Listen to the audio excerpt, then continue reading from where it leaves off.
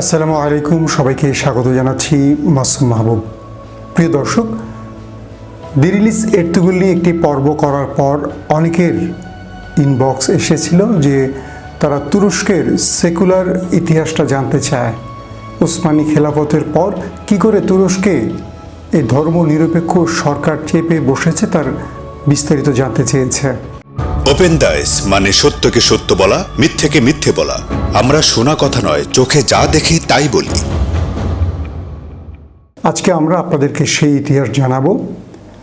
প্রথমে বলে নিচ্ছি যে প্রায় 600 বছর ওসমানী খেলাফত রাজত্ব করেছিল অর্ধ পৃথিবী জুড়ে। সর্বশেষ যিনি ওসমানী খেলাফতে ছিলেন আব্দুল মজিদ, তার কিছু ভুল সিদ্ধান্ত ছিল। তিনি বিশ্বাসঘাতক কিছু সেনা অফিসারদের প্ররোচনায় বিশ্বযুদ্ধে জড়িয়ে পড়েন। এই বিশ্বযুদ্ধের পর মোটামুটি তুরস্কের বা ওসমানী খেলাফতের অধিকাংশ রাজ্যগুলো দখল হয়ে যায়, আর সেই সুযোগটা কাজে লাগায় নাস্তিক কামাল পাশা। কামাল পাশা মূলত ছিলেন ওসমানী খেলাফতের একজন ঊর্ধ্বতন সামরিক অফিসার। তিনি বা তার সঙ্গীরাই ওসমানী খেলাফতের শেষ সুলতান আব্দুল মজিদকে বিশ্বযুদ্ধে প্ররোচিত করেন, এবং বিশ্বযুদ্ধে তারা যখন হেরে যায় তখন ব্রিটিশ, ফ্রেঞ্চ বা বিভিন্ন অঞ্চল চারদিক থেকে এসে ওসমানী খেলাফতের রাজ্যগুলো দখল করে। কেবল আনাতোলিয়াটা বাকি ছিল। সেই আনাতোলিয়ায় শেষ সুলতান হিসেবে ক্ষমতায় ছিলেন আব্দুল মজিদ। কিন্তু একটা পর্যায়ে মুস্তফা কামাল পাশা, যাকে বলা হয় আতাতুর্ক, তিনি পরিকল্পিত বিশ্বাসঘাতকতা করে সেনাবাহিনীকে দিয়ে কু করে তিনি সেই ওসমানী খেলাফতের বিলুপ্তি ঘটান এবং তিনি নিজে রাষ্ট্রপ্রধান হন। তিনি রাষ্ট্রপ্রধান হয়ে পুরো তুরস্কে ক্রমান্বয়ে ইসলামী সকল নীতি বিধান, শরিয়া আইনগুলোকে মুছে দিয়ে কায়েম করেন ধর্মনিরপেক্ষ একটি রাষ্ট্র ব্যবস্থা। সেখানে আজান বন্ধ করা হয়, সেখানে নামাজের জন্য মসজিদগুলোকে বন্ধ করে দেয়া হয়, হিজাবকেও বন্ধ করে দেয়া হয়। আসুন দর্শক, আমরা বিস্তারিত একটা প্রতিবেদন দেখে আসি। তুরস্কে ধর্মনিরপেক্ষ রাষ্ট্রের পরিণত করেছিলেন কামাল আতাতুর্ক। ইসলামিক সাম্রাজ্য থেকে একেবারে ধর্মনিরপেক্ষ রাষ্ট্র কিভাবে সম্ভব হলো, আজ শোনাবো সেই গল্পটি। যারা ইতিহাস জানেন তারা প্রত্যেকেই জানেন এর কেন্দ্রবিন্দুতে ছিলেন মুস্তফা কামাল পাশা, যাকে আতাতুর্ক নামেই বেশিরভাগ মানুষ চেনেন। 1920 থেকে 30-এর দিকে তার নেতৃত্বে আধুনিক সেকুলার তুরস্কের জন্ম হয় এবং তুরস্ক সমাজ ব্যবস্থায় ইসলাম স্তব্ধ হয়ে যায়। 1914 সালে ওসমানীয়দের প্রথম বিশ্বযুদ্ধের যোগ দেওয়ার সিদ্ধান্তটি ভুল ছিল, এরকম ইতিহাস অনেকেই কম বেশি জানেন। ওসমানীয় সাম্রাজ্য মূলত চলত 3 পাশার ইচ্ছায়। এরা তিনজনই এককভাবে ব্রিটিশ, ফ্রেঞ্চ ও রাশিয়ার প্রতিপক্ষ জার্মানের পক্ষে যুদ্ধে যোগ দেয়। ফলস্বরূপ ওসমানীয় সাম্রাজ্য দক্ষিণ দিক থেকে ব্রিটিশ, পূর্ব দিক থেকে রাশিয়ান আর পশ্চিম দিক থেকে গ্রিক আক্রমণের মুখে পড়ে। এবং 1918 সালে যখন যুদ্ধ শেষ হয়, শুধুমাত্র আনাতোলিয়ার মূল ভূমিটুকু ছাড়া বাকি সাম্রাজ্য হারায় ওসমানী খেলাফত। মোস্তফা কামাল ছিলেন ওসমানীয় খেলাফতের সামরিক অফিসার, যার ষড়যন্ত্র ও বিশ্বাসঘাতকতায় ওসমানী খেলাফত থমকে দাঁড়ায়। মোস্তফা কামালের ধ্যান ধারণা ছিল পুরোপুরি ইসলাম বিরোধী। তুর্কি জাতির ঐক্যে ফাটল ধরিয়ে কামাল পাশা তুর্কি জাতীয়তাবাদ প্রতিষ্ঠার কাজ শুরু করেন। তাই তিনি প্রথমে নামাজকে আরবি ভাষা থেকে তুর্কি ভাষায় চালু করেন এবং হাজার হাজার মসজিদকে জাদুঘরে পরিণত করেন তিনি। এই নাস্তিক শয়তান বলতেন, ইসলাম হলো মুহাম্মাদের ধর্ম, এটা কেবল তার জাতিরা গ্রহণ করবে, তুর্কিরা নতুন ধর্ম বিশ্বাস করবে, ইসলাম ধর্ম গ্রহণ করতে পারবে না।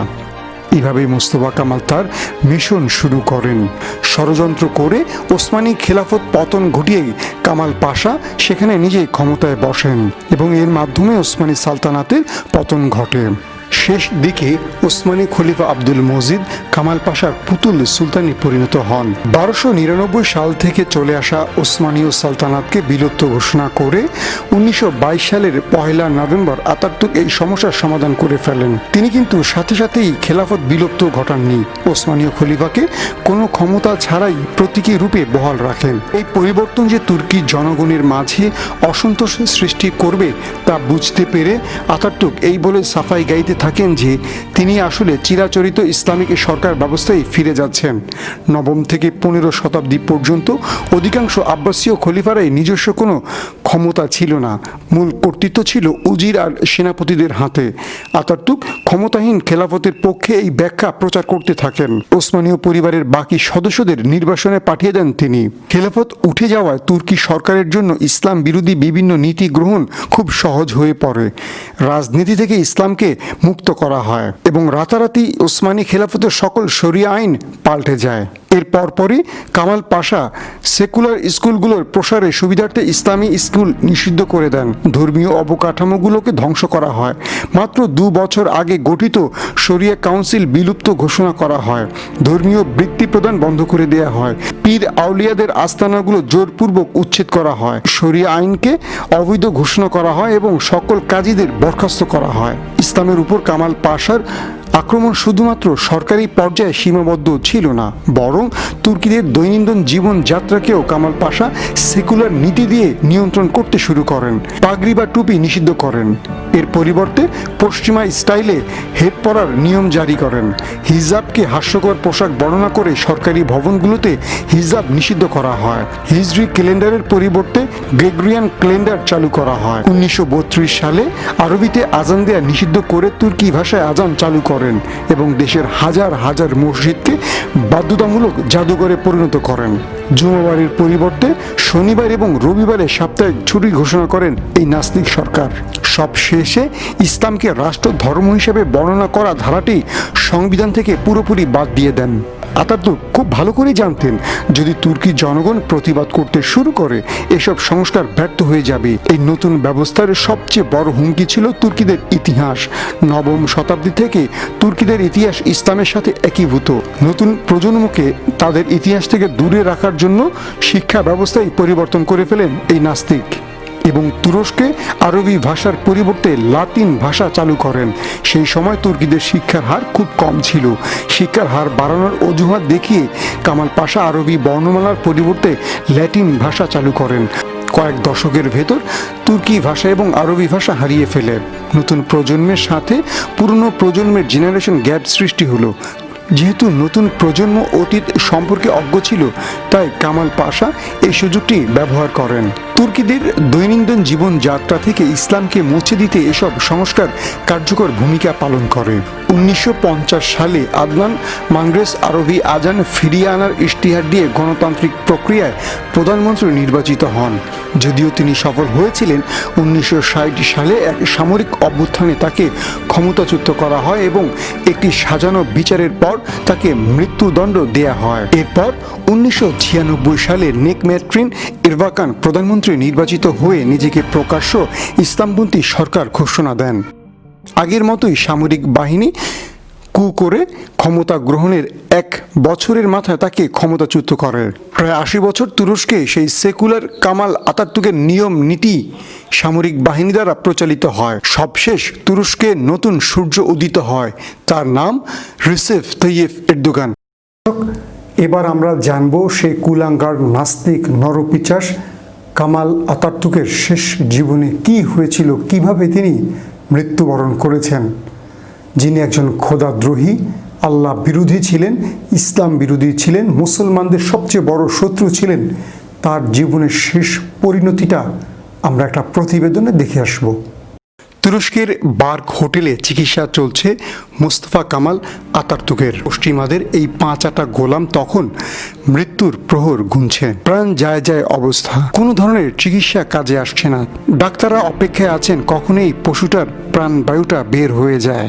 এই নর পশু নাস্তিক মরলেই তারা হাঁপ ছেড়ে বাঁচেন। এরকম একটি নাজুক, ভয়ানক ও ঝুঁকিপূর্ণ মুহূর্তে হোটেলের নিকটস্থ কোনো একটি ছোট্ট মসজিদের মিনার হতে ভেসে আসলো মুয়াজ্জিনের আজান। মরা লাশের মতো পড়ে থাকা এই অভিশপ্তটা একটু সংকুচিত হয়ে উঠল। কান খাড়া করে শুনতে চাইলো কিসের আওয়াজ শোনা যাচ্ছে। তখন বুঝতে পারলো এটা মসজিদের মিনার থেকে ভেসে আসা আজানের ধ্বনি। তখন আশপাশের লোকদের উদ্দেশ্য করে এই নাস্তিক বলল, দেখো মোহাম্মদ কি করে তার নামটি খোদাই করে রেখে গেছেন, যা পুরো পৃথিবীতে আজানের সঙ্গে তার নামটি স্মরণ করা হয়। প্রতিটা মুহূর্তে পৃথিবীর প্রতিটি স্থানে তার নাম বারবার উচ্চারিত হচ্ছে। এরপর মৃত্যু শয্যা থেকেই কামাল পাশা সেই মসজিদের মিনার গুড়িয়ে দেওয়ার আদেশ জারি করে। মৃত্যুর দোরগোড়ায় পৌঁছেও যে অভিশপ্ত নরপশু নাস্তিক এরকম ঔদ্ধত্যপূর্ণ কথা বলতো, সে ছিল খুবই ভীতু। মৃত্যুকে বড় ভয় করত, নিজ পরিণতি নিয়ে ভীত সন্ত্রস্ত থাকত। তার চারপাশে সার্বক্ষণিক বড় বড় অভিজ্ঞ চিকিৎসকদের জটলা বাঁধিয়ে রাখত। এত আয়োজনের পরও সে মৃত্যুর হাত থেকে বাঁচতে পারেনি। আল্লাহ রাব্বুল আলামিন অদ্ভুত এক রোগ দিয়ে অভিশপ্তটাকে দুনিয়াতেই লাঞ্ছিত করেছেন। লিভারে আক্রান্ত রোগের কারণে তার পেট থেকে ইঞ্জেকশনের মাধ্যমে সব পানি বের করতে হয়েছিল। অতিরিক্ত নারী মিলনের কারণে এই নাস্তিক মুরতাদ সিফিলিস রোগে আক্রান্ত হয়ে পড়েছিল। শুধু কি তাই, মৃত্যুর আগের দিনগুলোতে সারা শরীরে এক প্রকার অদৃশ্য পোকার আক্রমণে অস্থির হয়ে পড়েছিল। যন্ত্রণায় ছটফট করতেছিল সে। দেহের চামড়া একেবারে ব্যাঙের খোলসের মতো হয়ে গিয়েছিল। রক্ত, পুঁজ এবং পানি বেরোতো সবসময়। নাক চেপে ধরে দুর্গন্ধ সহ্য করা যেত না। চিকিৎসা করার সময় ডাক্তারদের নাড়ি বুড়ি বেরিয়ে আসার উপক্রম হতো বমিতে। তবু তাদের বাধ্য হয়ে চিকিৎসা করতেই হতো। যন্ত্রণার তীব্রতায় পাগলের মতো ছটফট করতে এবং কুকুরের মতো ঘেউ ঘেউ করত। শেষ পর্যন্ত এই রোগ তার চেহারায় ছড়িয়ে পড়ে। একটা পর্যায়ে দেখা যায় এক ধরনের ক্ষুদ্রাতি ক্ষুদ্র লাল পিঁপড়ে তার কামড়ে অতিষ্ঠ করে তুলছিল, যে পিঁপড়েগুলোর আসল আবাস সুদূর চীনের বন জঙ্গলে। প্রায় 2 বছর অসহনীয় যন্ত্রণায় ভোগে 1938 সালের 10ই নভেম্বর অভিশপ্তটা দুনিয়ার থেকে শেষ নিঃশ্বাস ত্যাগ করে ইতিহাসের রাস্তা ঘুরে নিক্ষিপ্ত হয়। মৃত্যুর পর তার জানাজার নামাজ নিয়ে বিভক্তি দেখা দেয়। তৎকালীন প্রধানমন্ত্রী জানাজার বিপক্ষে এবং সেনাপ্রধান জানাজার পক্ষে অবস্থান নেয়। অবশেষে শরফুদ্দিন আফিন্দি নামের একজন সরকারি ভাড়াটে মোল্লা তার জানাজায় নামাজ পড়ান। অবাক বিস্ময়ের ব্যাপার হলো যে মৃত্যুর পর তুরস্কের শাসন কার্য পরিচালনার জন্য মুস্তফা কামাল পাশা যাকে মনোনীত করে রেখেছিলেন, সে হলো তৎকালে তুরস্কে নিযুক্ত ইংল্যান্ডের দূত। এভাবেই দুনিয়াবাসীকে প্রমাণ করিয়ে দিয়ে যায় যে তিনি জীবনভর ছিলেন পশ্চিমাদের পোষা কুকুর। ইসলামের ইতিহাসের দিকে তাকালে আমরা দেখতে পাই, যারাই আল্লাহর সঙ্গে বেয়াদবি করেছে, কোরআনের সঙ্গে বেয়াদবি করেছে, ইসলামের সঙ্গে বেয়াদবি করেছে, তাদের প্রত্যেকেরই পতন হয়েছে খুব নিষ্ঠুর নির্মমভাবে। আমরা নমরুদ, ফেরাউন, আবু জেহেল, উতবা, সাইবা যার কথাই বলি না কেন, তাদের প্রত্যেকেরই পতন হয়েছিল খুব কষ্টদায়কভাবে। ঠিক সেভাবেই কামাল আতাতুর্কের পতন হয়েছিল খুব নির্মম এবং নিষ্ঠুরভাবে। তিনি লম্বা সময় প্রায় 2 বছর বিছানায় পড়েছিলেন। তার দেহে নানা অসুখ বিসুখ ছড়িয়েছে, তার শরীর পচে গেছে নোংরা পোকার কামড়ে। তিনি যন্ত্রণাদায়ক মৃত্যুবরণ করেছিলেন। এমন হয়েছিল যে মৃত্যুর আগেও তিনি যখন তার কানে মসজিদের আজান শুনেছিলেন, তখনও তিনি সেই মসজিদের মিনার গুড়িয়ে দেবার নির্দেশ দিয়েছেন। সে আল্লাহ দ্রোহীকে আল্লাহ কিভাবে মৃত্যুবরণ করেছেন আমরা ইতিহাসে সবাই কম বেশি জানি। প্রিয় দর্শক, যারা আমার এই ভিডিও দেখছেন, যদি কারো ভালো লাগে, যদি কেউ ইসলামের পক্ষে থাকেন, মুসলমানদের পক্ষে থাকেন, এই ভিডিওগুলোকে অবশ্যই সবার মাঝে ছড়িয়ে দিবেন। এই ভিডিওগুলো করার মূল উদ্দেশ্য হলো সবাই ইসলাম জানুক, ইসলামের ইতিহাসকে জানুক, ইসলামকে ভালোবাসুক। এই ভিডিওগুলোর মাধ্যমে পুরো পৃথিবীতে আপনারা ইসলামকে ছড়িয়ে দিবেন, ইসলামের ইতিহাসকে ছড়িয়ে দিবেন, যাতে নতুন প্রজন্ম ইতিহাস জানবে এবং ইসলামকে ভালোবাসবে। সবাইকে ধন্যবাদ, ভালো থাকবেন, আল্লাহ হাফেজ। আমাদের ভিডিও যদি আপনাদের ভালো লেগে থাকে তবে সাবস্ক্রাইব করে বেল বাটনে একটা ক্লিক করুন। ওপেন ডায়েস, সত্য ও সুন্দরের পক্ষে। আমাদের সাথেই থাকুন।